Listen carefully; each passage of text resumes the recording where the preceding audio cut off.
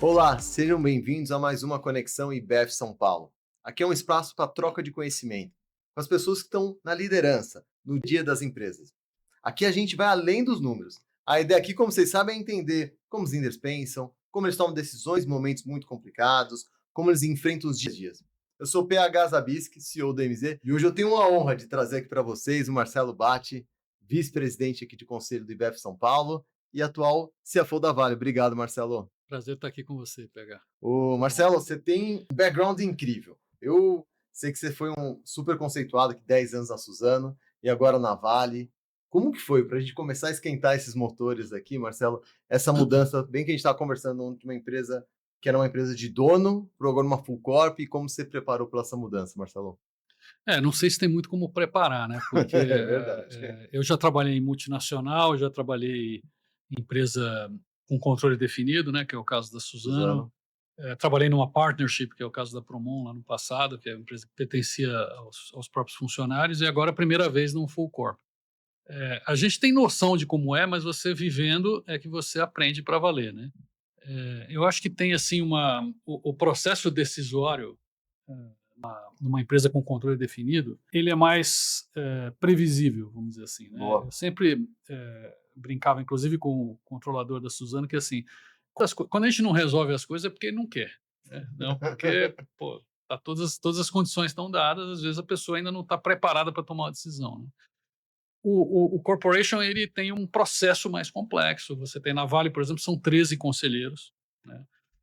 É bastante gente, tem inclusive representante dos empregados, que é uma coisa que veio lá da privatização, né? Olha que loucura. Um dos 13 é representante dos empregados. Então, assim, é bem diverso, tem backgrounds muito diversos, então você demora mais para processar os temas, né? Mas assim, é um aprendizado, para mim tem sido um aprendizado, né? Tudo é coisa que tudo você olha, pode olhar pelo lado negativo, demora mais difícil, sim, mas são decisões que acabam saindo com qualidade e tem todo um aprendizado para nós que temos que lidar com isso, de operar em ambientes diferentes. Né? E essa mudança de setor? Eu sempre gosto que todo desse podcast a gente trazer um pouco de dica prática, até para o pessoal se preparar e você é uma referência no mercado. Como que é essa mudança do setor? Ainda mais entrando hoje na Vale, que é uma das empresas, talvez, ao meu ver, de maior complexidade aqui no Brasil. O que tem de preparação aqui para um profissional de uma mudança É, assim? isso eu fiz, bom, eu estava há 14 anos na Suzano, né? É, Estava 10 anos como CFO e 14 no total. É, Tem uma vantagem, vamos dizer, uma facilidade que minério, metais, né, em geral, são commodities, assim como a celulose. exato. Né? Então, tem alguma similaridade na mecânica econômica do negócio. Agora, operacionalmente completamente diferente, estratégia diferente, situação de mercado diferente, ambiente concorrencial diferente, então tudo diferente. O que eu fiz para me preparar, primeiro, eu realmente não conhecia tão profundamente a Vale. Todo mundo conhece a Vale, né? Quase todo mundo tem ação da Vale e sabe que é a Exatamente. Vale, né? Mas eu não conhecia muito mais do que isso. Eu primeiro comecei a ler, quando eu estava no processo decisório, eu comecei a ler e, assim, o nosso viés, assim, como CFO, é ler relatório de analista, né? Então, eu Exato. comecei a ler relatórios de analista que se dão uma boa visão, né? A Vale é uma empresa super coberta, um monte de gente escreve sobre Quanto a você de Vale. cobertura? Deve ter mais de 20 Uau. analistas, né, de sell side. Não me lembro o número exato, mas tem muito. E com visões diferentes, né? Então, eu li muito relatório, eh, tanto sobre as questões internas da companhia quanto sobre o mercado. Depois, eu acho que a gente tem a vantagem de poder fazer o uso do nosso network, né? Então, assim, como você vai trabalhar na Vale, todos os consultores, todos os auditores, todo mundo quer falar com Todo você, mundo te né? atende muito rápido, Então, né? fui falar com várias empresas de consultoria, né? Fui falar com várias pessoas que tinham feito projetos na Vale, obviamente, cada um preservando ali Sim. a sua confidencialidade, mas todo mundo, você tem acesso, né? As pessoas querem falar. E você vai, a partir daí, obtendo visões diferentes sobre temas correlatos. Então, eu fiz bastante esse trabalho antes, essa segunda parte mais depois que eu já tinha decidido ir, né? Primeira parte antes. Tem todo um due diligence que normalmente a gente faz sobre reputação, Claro. sobre riscos, né? Porque você tomar uma posição estatutária numa empresa com a complexidade da Vale é uma decisão importante, né? Você vê a empresa que teve acidentes no Tem um passado, histórico, né? claro. Então, assim, tem esse lado também, mas eu acho que é importante você se preparar, não só para você entender quais são as oportunidades e riscos que você vai encontrar lá, você o trabalho preparatório antes vai te dar um pouco mais de visão, mas você de fato vai saber quando senta lá, mas também para você conseguir depois ter uma ambientação mais rápida e mais suave, né? Então foi bem importante, assim. Agora, você lê, você fala com gente, não sei o quê, quando você senta lá, você vê que você viu 1% Da da história. história, né? Realmente a história por dentro é sempre bem diferente. Tem coisas que são mais simples, tem coisas que você acha que era muito complicado, você chega lá e fala, pô, mas não é tanto assim. Tem outras coisas que, obviamente, você não enxergou, que são temas mais sensíveis da empresa que você só vê por dentro. Então, é importante fazer a preparação, mas você tem que saber que ela não vai te dar todas as respostas, né? O Acho que para quem viaja com 9 pessoas entre filhos e enteados aqui, você já tem uma bagagem aqui grande aqui de É. gestão. Se você pudesse compartilhar com a gente o que foi de prioridade sua quando você entrou na Vale e falou assim, num plano aqui de 100 dias, o que você colocou como prioridade sua? Ali cada mudança tem uma situação específica. Eu fui suceder o antigo CFO que tinha Sim, virado CEO, né? Então, essa é uma situação mais de continuidade, né? Você não tem grandes turnarounds para fazer. É diferente quando você chega para mudar uma situação, um problema. Ali não, o cara estava indo tão bem, né, que virou CEO, né? Então, era uma área bem estruturada, então, em termos de equipe, a gente estava estruturado, teve poucas mudanças para fazer, porque uma empresa desse tamanho sempre tem gente se movendo, a gente tinha criado uma subsidiária nova, então o controller, por exemplo, estava indo ser o CFO dessa subsidiária, eu tive que buscar um controller. Então teve essas coisas ligadas à equipe, mas foi legal. pouca coisa. Eu acho que o grande tema da Vale, né, e tema muito comum em empresas de porte grande, e principalmente no mundo de commodities, é a alocação de capital. Então, e isso é uma coisa que você demora para entender. Você tem que entender a dinâmica da indústria, você tem que entender a dinâmica da companhia, o perfil de geração de caixa da companhia, o perfil de endividamento da companhia. A Vale, especificamente, é uma empresa que tem muitos compromissos de reparação ainda ligados aos incidentes, que são praticamente como se fossem dívidas, né, que tem que ser Sim. cumpridos ao longo do tempo. Então, essa foi a parte que eu dediquei mais tempo para entender, me preparar para as decisões sobre alocação de capital que eu ia ter que participar, não vou dizer tomar, porque ali tudo acaba sendo tomado em colegiado, mas eu ia ter que ter opinião sobre aquelas coisas, né? Sim. E é uma companhia, para você ter uma ideia, que investe de CAPEX US$ 6 bilhões por ano, Uou, né?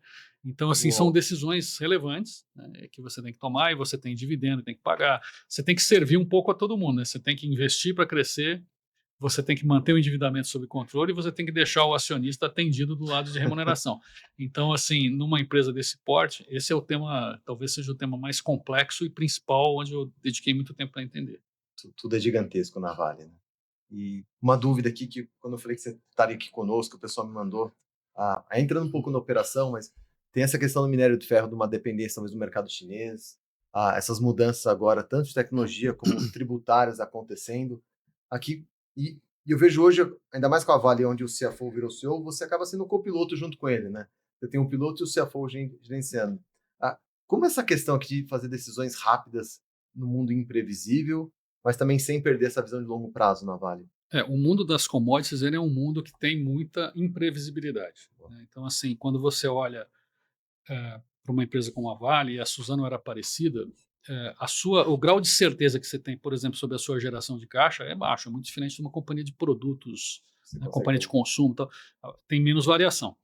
É, então, esse é um tema fundamental, né? Você tem que entender essa natureza e você tem que se preparar a sua equipe para ter decisões rápidas, porque o ambiente muda rapidamente. A gente pegou uma guerra no meio do caminho, por é. exemplo, o custo do frete dobrou, petróleo é um insumo super importante para a gente, Nesses 2 anos pegou tudo subiu, já, né? caiu. Às vezes o preço do produto que você vende, às vezes responde, às vezes não responde, é um mercado muito líquido. A dependência da China, eu não vou dizer dependência, mas a relevância da Relevância. China, né, é muito grande no nosso mercado. A Vale produz minério de ferro, cobre e níquel, né? O minério de ferro é o maior negócio, 70% do negócio mais ou menos. No minério de ferro, a China é 60% da nossa venda. Bem relevante. Então, é muito relevante. Eu já estive na China algumas vezes desde que eu cheguei na Vale. A Suzano era 50%, na Vale é 60%, então, assim, já estava meio acostumado.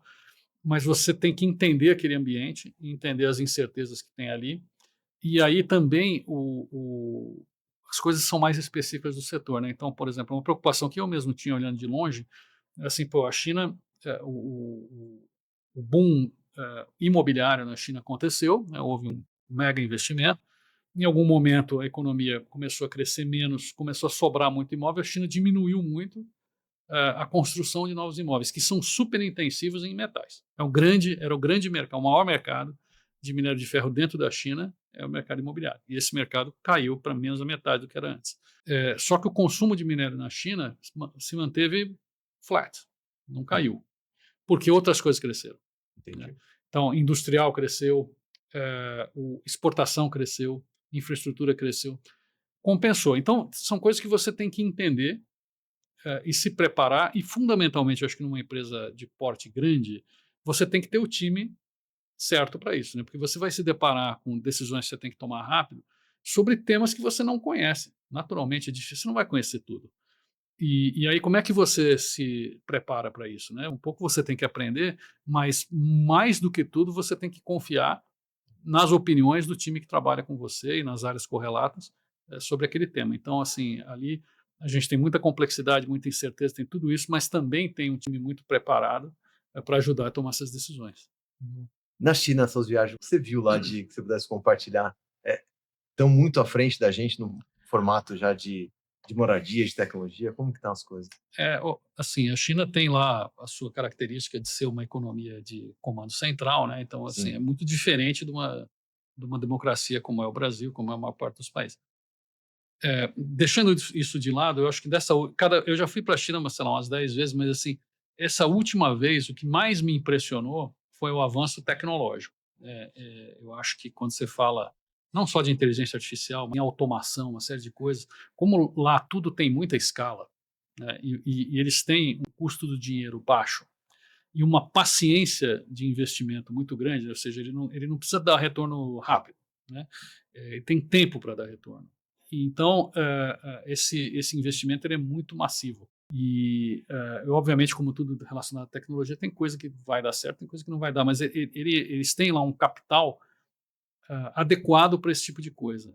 Então, assim, eu fiz uma visita em algumas empresas de tecnologia ligadas à automação, ligadas à inteligência artificial, uma série de coisas que a gente usa na nossa operação, que você vê coisas incríveis, e eu sempre fico pensando assim, o que ele está mostrando para mim provavelmente não é o que ele tem de mais avançado, né? Sempre Deve ter muito mais do que isso. alguém mostra tudo muito Então, assim, rápido. o que me impressionou mais dessa última vez foram duas coisas. Uma é essa que eu falei agora, a outra é escala, né? Então, eu fui visitar um cliente numa planta que produz aço, né, que é cliente da Vale. O Brasil inteiro produz 30 milhões de toneladas de aço por ano. Aquela planta produz 20. Uau. Um cliente. Ali tinha, sei lá, dentro da planta do cliente, devia ter uns 3 ou 4 berços para atracar navios, que esses navios gigantes que a Vale tem aqui, de quase 400 mil toneladas, que levam o minério lá. Assim, o porto que a gente exporta, um tem um berço, outro tem dois, outro tem dois. Lá, o cliente tinha um cliente.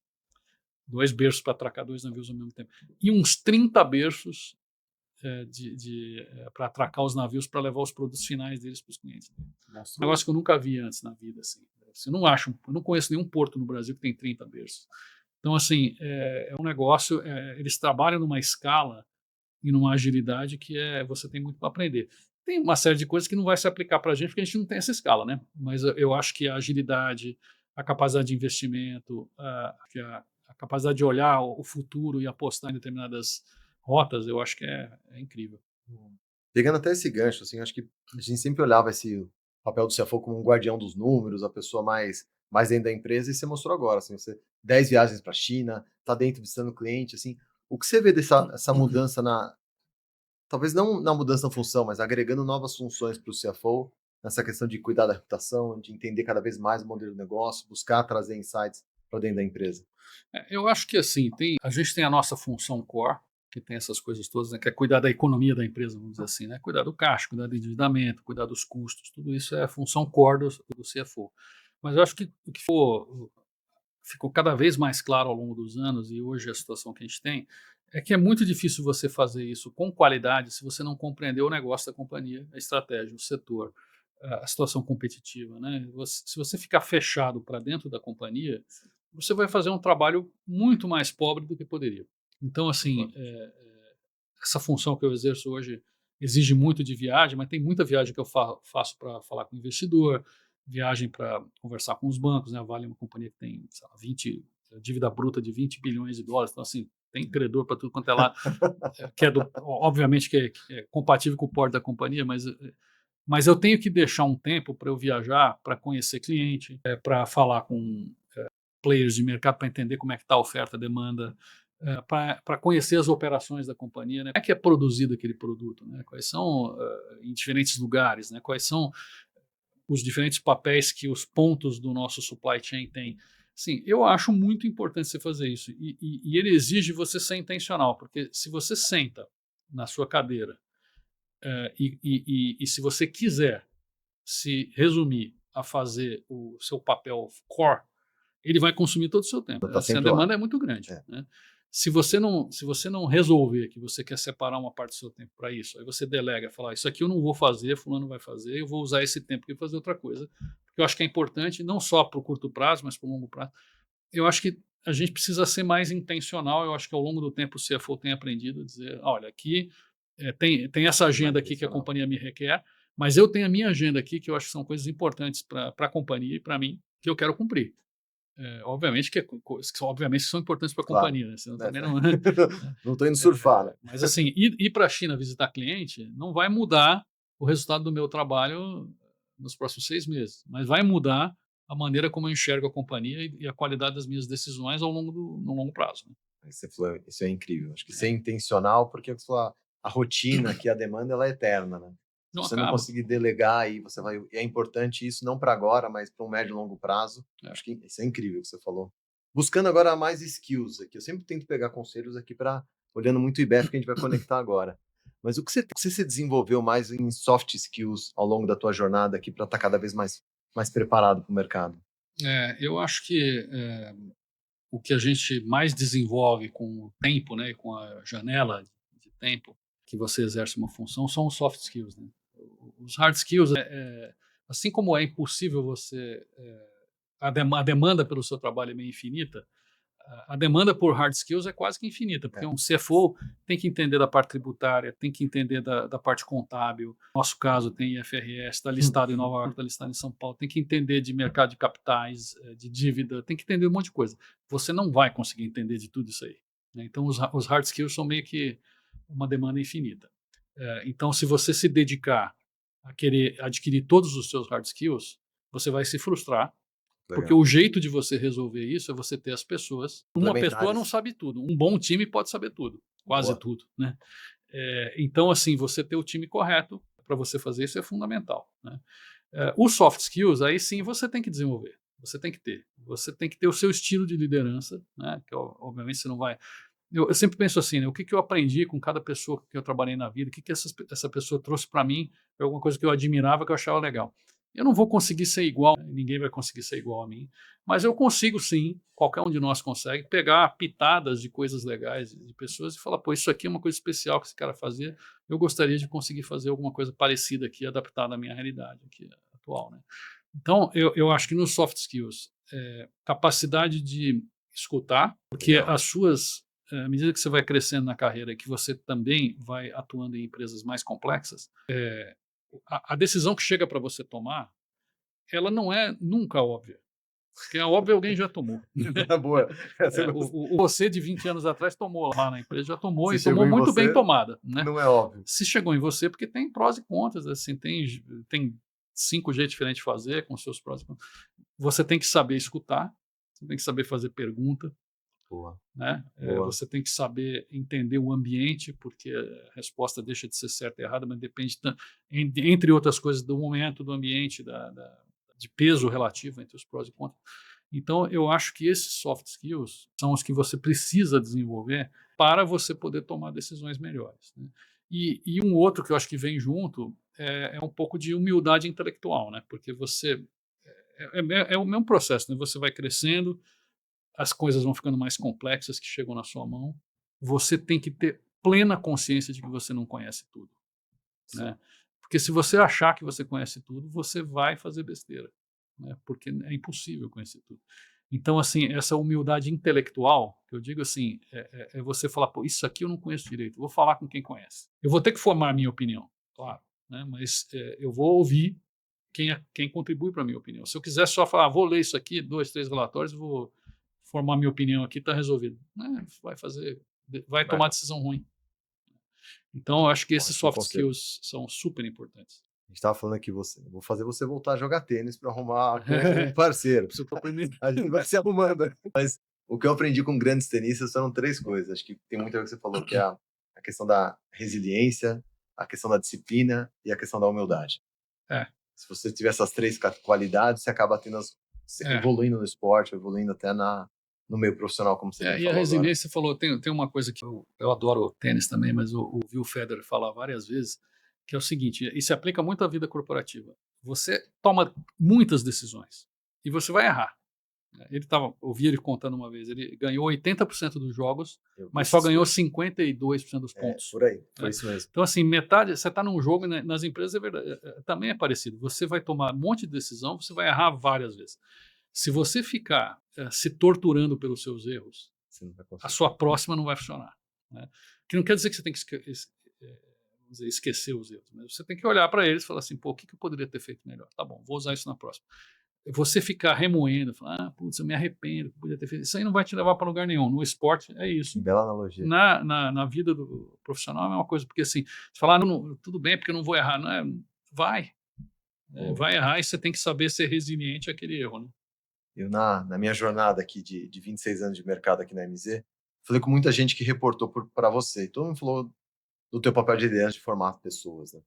Agora eu queria fazer uma conexão com o IBF São Paulo. O que você vê agora do papel de como que o IBF São Paulo pode ajudar esses novos profissionais, ou quem está no mercado, que hoje o mercado ficou talvez mais complexo agora. Mais complexo. Por causa da velocidade, da pressão, da tecnologia. E como você vê agora essa conexão do IBF com os profissionais? Olha, o IBF, que contribuiu para mim ao longo da minha vida, eu acho que é a mesma coisa que vai continuar contribuindo para as pessoas que estão agora. Talvez contribua mais ainda porque a complexidade é maior. São algumas coisas. Primeiro, network, fundamental. Né? Você volta naquela história, né? Tem coisa que eu não sei, mas é importante eu saber quem sabe. Foi o que você fez para entrar na Vale. Foi fazer o seu network. Ali, eu conheço o cara trabalhou nesse tipo de empresa. Serve para isso, serve também, pô, estou com um problema aqui, que eu preciso ouvir uma opinião isenta, né, de alguém que não está diretamente ligado. Lá no IBF tem um cara que trabalha numa empresa parecida. Então, assim, isso aí tem muito valor. O IBF produz muito conteúdo técnico, que eu acho que talvez não sirva tanto para um CFO, mas nas fases anteriores de carreira serve muito. Né? Você se beber daquele conhecimento dos seminários, papers técnicos que são produzidos lá, tem muito valor, né? E você ouve de pessoas que você sabe que são qualificadas. Né? Então, assim, eu acho que e tem um lado pessoal também de você também conviver com pessoas que têm problemas parecidos com os seus, que você consegue trocar ideia, que nem sempre você consegue no seu dia a dia, né? Ou porque as pessoas não entendem exatamente do que está falando, ou não estão, vamos dizer, habituadas com o ambiente, com essa complexidade. Então, lá você encontra isso também. Então, acho que em diferentes fases da carreira contribui diferente, mas eu acho que é o conteúdo técnico, é o network e a possibilidade de você trocar ideia com gente que, vamos dizer, tem situações parecidas com as suas. Né?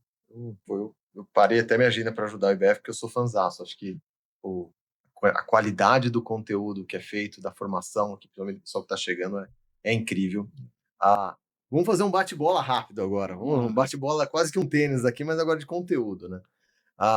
Um erro na tua jornada que mais te ensinou hoje? Olha, eu sempre... Foram diversos, né? Mas tem uma situação que eu sempre coloco assim como top para mim. Começo da minha trajetória na Suzano, eu trabalhava na holding do grupo ainda e eu era responsável por um negócio lá e uma época eu fui conselheiro, depois fui CEO e tinha uma decisão de investimento que a gente ia tomar que eu falava assim, pô, isso aqui não tem como dar errado, isso aqui é legal, tem um cliente que vai tomar esse serviço por não sei quanto tempo, não sei o que e tal. E tinha um cara que trabalhava lá com a gente, que era o nosso conselheiro, que era um cara que deve ter uns 30 anos a mais que eu. Ele falou assim, pô, mas isso aqui, já pensou nisso, já pensou nisso? Na hora eu falei, pô, isso aqui o cara tá falando não. E era uma empresa que atuava vamos dizer, no value chain do petróleo. E aí veio o Petrolão, a Petrobras era o principal cliente, a Petrobras deixando de contratar aquele serviço, o mercado achava que o pré-sal ia ter uma trajetória muito menos agressiva do que se imaginava. Então, tudo que ele falou que podia dar errado. Assim. E eu estava assim, super animado, falando assim, não, isso aqui pô, não tem como dar. Então, assim, qual foi o aprendizado desse? Foi um erro assim, que eu, felizmente, eu só não cometi para valer, porque tinha essas pessoas em torno. Entendeu? Porque eu teria tomado uma decisão de investimento que teria sido Confiante. muito ruim, mas muito ruim mesmo. Ter essas pessoas do lado, pessoas que sabem fazer pergunta, pessoas que já viveram essas situações, falam, pô, presta atenção, olha isso, tal. Ouvir essas pessoas e ter a capacidade de falar, pô, tá bom, vou ouvir, tem coisa que está falando que faz sentido, deixa eu adaptar a minha realidade aqui. Foi fundamental. Assim. Então, foi talvez o erro o maior erro, porque potencialmente teria sido muito grande, mas felizmente não Um aconteceu, aprendizado também, não né? por mérito meu, mas por mérito dessas pessoas. Muito bacana. Agora, uma habilidade essencial hoje para um CFO. Uma eu já falei, ouvir. Sim. Né? É incrível poder que tem de você ouvir. Eu aprendi com algumas pessoas ao longo da minha trajetória essa questão de ser intelectualmente humilde e honesto. Né? Você precisa colher outras opiniões para tomar decisões complexas. Então, acho que essa é fundamental. A outra, eu acho que ganhou muita relevância mais recentemente, que é a conexão com a geopolítica. Né? Isso aí é uma coisa que talvez 10, 20 anos atrás Não era tão não era relevante, né? relevante. Não olhava muito para isso. Hoje em dia, principalmente quando você trabalha numa empresa que está muito inserida em cadeias globais, né, é um tema que você precisa aprender, você precisa entender o que está acontecendo, você precisa entender não só para você falar, pô, isso aí está ruim, não sei o quê, mas é para você desenvolver alternativas, né? Então, eu acho que esse foi se tornando muito relevante ao longo do tempo. Faz todo sentido. Outra coisa que eu gosto muito de quando tem pessoas aqui incríveis com a gente é um livro ou uma frase que te guiam, te ajudaram muito na tua jornada. Olha, eu não sou muito de livro de negócios, assim, porque eu acho eles meio repetitivos, assim, mas Eu concordo contigo. tem um livro que eu aprendi muita coisa, porque assim, eu sempre vim do mundo, comecei minha carreira em banco e tal.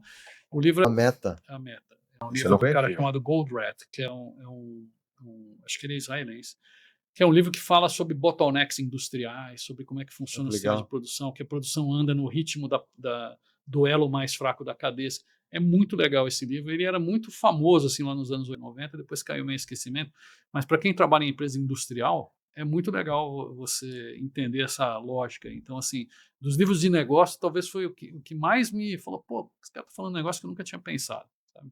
E tem Muito alguma legal. frase que você carrega contigo como um conselho aí? Você fala com seus filhos? Ó, eu sempre falo assim, eu procuro ser uma pessoa otimista, né?